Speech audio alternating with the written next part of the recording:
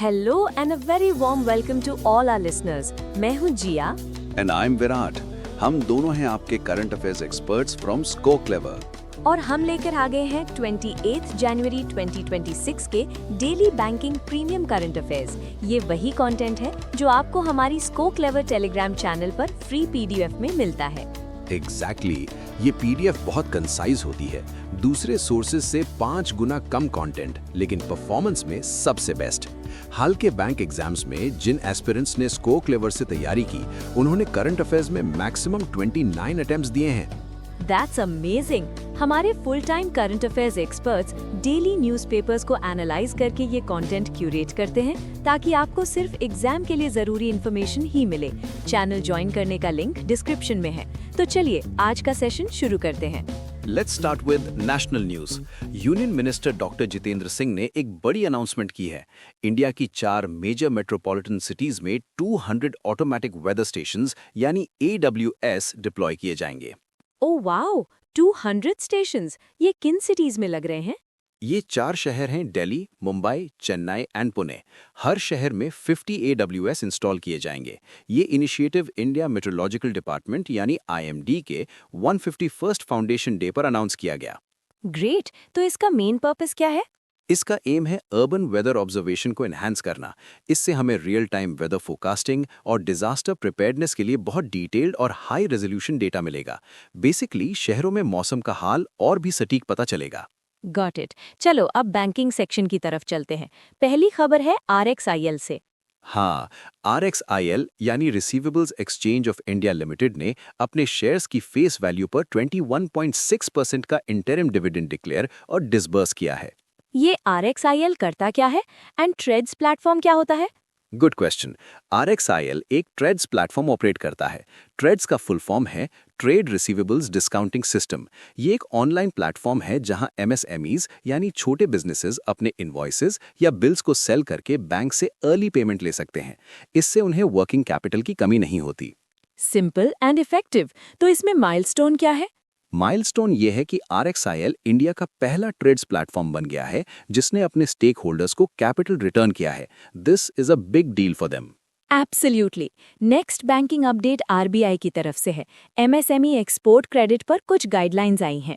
Yes, RBI ने export promotion mission निर्यात प्रोत्साहन के तहत MSME एक्सपोर्टर्स के लिए pre and post shipment export credit पर इंटरेस्ट सबवेंशन एक्सटेंड करने के लिए ऑपरेशनल गाइडलाइंस इशू की हैं। इंटरेस्ट सबवेंशन मतलब इंटरेस्ट में छूट। करेक्ट। इससे MSMEs के लिए लोन का कॉस्ट कम होगा। इंटरेस्ट सबवेंशन रेट है 2.75% पर एनम। एक MSME एक्सपोर्टर FY26 के लिए मैक्सिमम 50 लाख रुपीस का सबवेंशन बेनिफिट ले सकता है। इसमें एक कोलैटरल सपोर्ट कंपोनेंट भी है। हाँ, इसमें CGTMSE यानी credit guarantee fund for micro and small enterprises के साथ पार्टनरशिप में गारंटी दी जाएगी। माइक्रो एंड स्मॉल एंटरप्राइजेस के लिए 85% तक और मीडियम एक्सपोर्टर्स के लिए 65% तक गारंटी कवरेज है। Maximum outstanding guaranteed exposure 10 crore rupees पर एक्सपोर्टर का होगा। काफी डिटेल्ड सपोर्ट है MSMEs के लिए। मूविंग ऑन टू अग्रीमेंट्स, और ये तो बहुत बड़ी खबर लग रही है। इंडिया एंड यूरोपियन यूनियन के बीच फ्री ट्रेड एग्रीमेंट। हिस्टोरिक है ये। नेगोशिएशंस कंक्लूड हो चुकी हैं। ये एग्रीमेंट दुनिया की मोस्ट पॉपुलस नेशन यानी इंडिया को वर्ल्ड के सेकंड लार्जेस्ट इकोनॉमिक ब्लॉक से जोड़ता है। ये दोनों मिलकर ग्लोबल GDP का 25% रिप्रेजेंट करते हैं। मार्केट साइज सोचो, 2 बिलियन पीपल। अनबिलीवेबल। तो इस FTA से इंडिया को क्या फायदा होगा? टैरिफ्स का क्या होगा?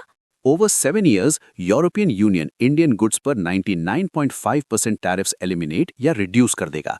मतलब हमारे लेबर इंटेंसिव सेक्टर्स जैसे textiles, apparel, leather, footwear, James and jewellery और मरीन प्रोडक्ट्स को इमीडिएट जीरो ड्यूटी एक्सेस मिलेगा। मतलब यूरोप में मेड इन इंडिया प्रोडक्ट्स की धूम मच जाएगी। एंड इंडिया EU गुड्स पर क्या कंसेशंस दे रहा है? इंडिया भी EU एक्सपोर्ट्स पर 96.6% गुड्स बाय वैल्यू पर टैरिफ्स रिड्यूस या एलिमिनेट करेगा। इसमें हाई वैल्यू आइटम्स जैसे लग्जरी व्हीकल्स जो 25 लाख से ऊपर हैं, वाइन्स जो $3 पर बॉटल से महंगी हैं और स्पिरिट शामिल हैं। इन पर पहले 110% तक टैक्सेस थे। तो अब लग्जरी यूरोपियन कार सस्ती हो सकती है। Anything else in the deal? Yes, इसमें skilled Indian professionals specially IT and digital sectors वालों के ईयू में मूवमेंट को फैसिलिटेट करने के लिए एक कॉम्प्रिहेंसिव मोबिलिटी फ्रेमवर्क भी है। प्लस ईयू ने इंडिया की ग्रीन एनर्जी ट्रांजिशन के लिए 2 साल में 500 मिलियन यूरो का क्लाइमेट सपोर्ट भी कमिट किया है। फैंटास्टिक। ट्रेड डबल होने का प्रोजेक्शन है बाय 2032। डील 2026 में साइन होगी एंड इम्प्लीमेंटेशन अर्ली 2027 से टारगेटेड है। नेक्स्ट एग्रीमेंट है all India institute of Ayurveda यानी AIIA का CAYEIT के साथ। CAYEIT का फुल फॉर्म है centre for Ayurveda education, innovation and technology. इन्होंने आयुर्वेदिक डोमेन में cutting edge research, technology transfer और इनोवेटिव एजुकेशनल फ्रेमवर्क्स को बढ़ावा देने के लिए MOU साइन किया है। एक और छोटा सा एग्रीमेंट है। डिपार्टमेंट ऑफ पोस्ट्स ने स्टॉक होल्डिंग सर्विसेज लिमिटेड के साथ एक एग्रीमेंट किया है। इसका एम क्या है? इसका एम है देश भर के सिटीजन्स को रेगुलेटेड कैपिटल मार्केट सर्विसेज का एक्सेस प्रमोट करना। बेसिकली पोस्ट ऑफिसेज के नेटवर्क के थ्रू फाइनेंशियल सर्विसेज को और डीप तक पहुंचाना। दोस्तों, एक क्विक ब्रेक। क्या आप करंट अफेयर्स और जीके याद करते करते थक गए हैं? द सोल्यूशन है Sco Clever app, available on Google Play Store. इसमें एक यूनिक न्यू लर्निंग टेक्निक है जिससे आप जो एक बार पढ़ेंगे वो कभी नहीं भूलेंगे। It's a game changer for aspirants, so download the Sco Clever app today. And we are back. चलो अब रिपोर्ट सेक्शन देखते हैं। पहली है ब्रांड फाइनेंस ग्लोबल रिपोर्ट। इस रिपोर्ट के अकॉर्डिंग एक्सेंचर दुनिया का most valuable IT services brand है। सेकंड पर है हमारी टाटा कंसल्टेंसी सर्विसेज यानी TCS और थर्ड पर है Infosys. That's great for Indian IT. Report में इन्फोसिस को fastest growing IT services brand भी रिकॉग्नाइज किया गया है with a 15% compound annual growth rate. और ओवरऑल अक्रॉस ऑल सेक्टर्स दुनिया का मोस्ट वैल्यूएबल ब्रांड कौन है? Any guesses? It has to be Apple. Correct. Apple is the most valuable brand with a valuation of $607.6 billion, followed by Microsoft and Google. Accenture के बारे में कुछ static points भी है। CEO है Julie Sweet, headquarters Dublin, Ireland में है। Next report NITI Aayog की है। नीति आयोग ने 3 कॉम्प्रहेंसिव रिपोर्ट्स रिलीज की हैं। ये रिपोर्ट्स सीमेंट, एल्यूमिनियम और MSME सेक्टर्स के ग्रीन ट्रांजिशन और डीकार्बनाइजेशन के रोड मैप पर हैं। कुछ इंटरेस्टिंग डेटा पॉइंट्स है। 2023 में सीमेंट सेक्टर ने इंडिया के 6% एमिशंस कंट्रीब्यूट किए, एल्यूमिनियम सेक्टर ने 2.8% GHG एमिशंस कंट्रीब्यूट किए और MSME सेक्टर तो GDP में 30% और नेशनल एक्सपोर्ट्स में 46% कंट्रीब्यूट करता है। Huge numbers. These roadmaps are very important for our climate goals. Let's move to international news. India और जापान अपनी स्ट्रेटेजिक टाइज को एलिवेट कर रहे हैं। Yes, union minister doctor S Jaishankar और जापान के फॉरेन मिनिस्टर तोशिमित्सु मोतेगी ने न्यू दिल्ली में 18th India Japan strategic dialogue को चेयर किया।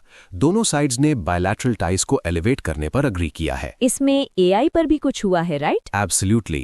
मिनिस्टर्स ने Japan India AI dialogue launch किया है। इसका पर्पस है AI रिसर्च, गवर्नेंस और एप्लीकेशंस में लॉन्ग टर्म कोलैबोरेशन प्रमोट करना।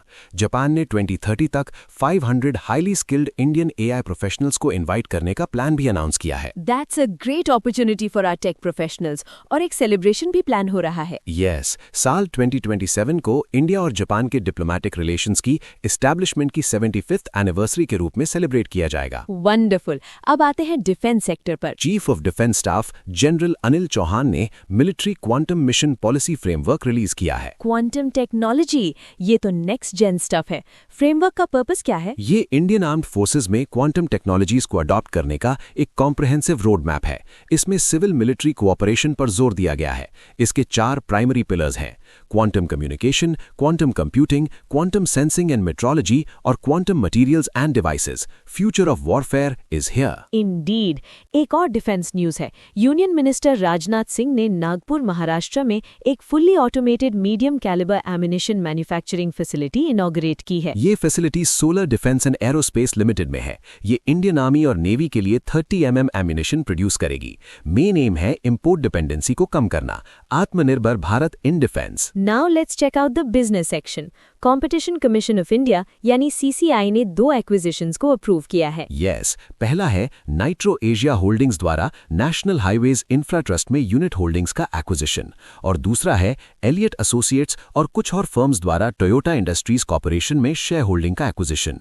ये एग्जाम के लिए लो इंपॉर्टेंस का है, तो जस्ट नेम्स याद रख सकते हैं। Right, next is a big partnership. Adani defence and aerospace ने ब्राजील की एरोस्पेस कंपनी एम्ब्रायर के साथ MOU साइन किया है। वाओ, ये तो मेजर न्यूज है। वो इंडिया में regional aircraft manufacturing ecosystem establish करेंगे। एग्जैक्टली, इस कोलैबोरेशन का एम है देश की पहली फाइनल असेंबली लाइन यानी FAL for commercial aircraft setup करना, जो एक प्राइवेट एंटिटी ऑपरेट करेगी।